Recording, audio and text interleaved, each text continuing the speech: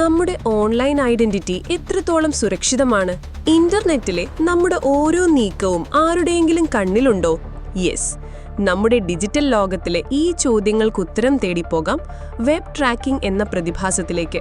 Cookies നല്ലതും ചീത്തയും. നമ്മളൊരു വെബ്സൈറ്റ് സന്ദർശിക്കുമ്പോൾ ആ വെബ്സൈറ്റ് നമ്മുടെ ബ്രൗസറിൽ സൂക്ഷിക്കുന്ന ചെറിയ ഡേറ്റ ഫയലുകളാണ് കുക്കീസ്. ഇവയ്ക്ക് രണ്ട് മുഖങ്ങളുണ്ട്. ഫസ്റ്റ് പാർട്ടി കുക്കീസ് എന്നത് നിങ്ങളുടെ ലോഗിൻ വിവരങ്ങൾ ഓർമ്മിപ്പിക്കാനും ഷോപ്പിംഗ് കാർട്ട് നിലനിർത്താനും സഹായിക്കുന്ന ഒരു വെബ്സൈറ്റിന്റെ പ്രവർത്തനത്തിന് അത്യാവശ്യമായവയാണ്.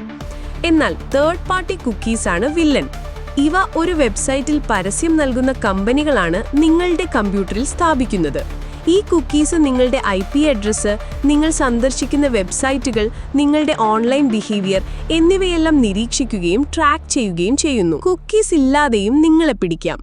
കുക്കീസുകൾ ബ്ലോക്ക് ചെയ്യുന്നവരെ പിടിക്കാൻ കൂടുതൽ അഡ്വാൻസ്ഡ് ആയ വഴികളുണ്ട്. അതാണ് വെബ്സൈറ്റ് ഫിംഗർ പ്രിന്റിംഗ്.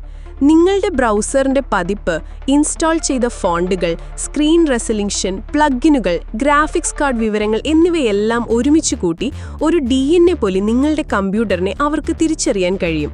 ഇതൊരു തരം പാസീവ് സർവൈലൻസ് ആണ്. ഡേറ്റ ഒരു കമോഡിറ്റി ആകുമ്പോൾ നിങ്ങളുടെ ഈ വിവരങ്ങളെല്ലാം ഒരു വലിയ കച്ചവടമാണ്. അഡ്വർടൈസിംഗ് നെറ്റ്വർക്കുകൾ, ഡേറ്റ ബ്രോക്കറുകൾ എന്നിവ ഈ വിവരങ്ങൾ വാങ്ങി വിൽക്കുന്നു.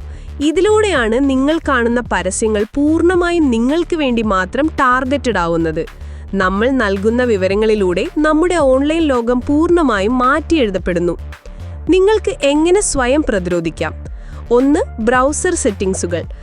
തേർഡ് പാർട്ടി കുക്കീസ് പൂർണ്ണമായും ബ്ലോക്ക് ചെയ്യുക, കൂടാതെ ഡു നോട്ട് ട്രാക്ക് എന്ന ഓപ്ഷൻ ഓൺ ചെയ്യുക. 2. പ്രൈവസി ബ്രൗസറുകൾ. ടോർ, ബ്രേവ് പോലുള്ള പ്രൈവസിക്ക് മുൻഗണന നൽകുന്ന ബ്രൗസറുകൾ ഉപയോഗിക്കുക. 3. VPN.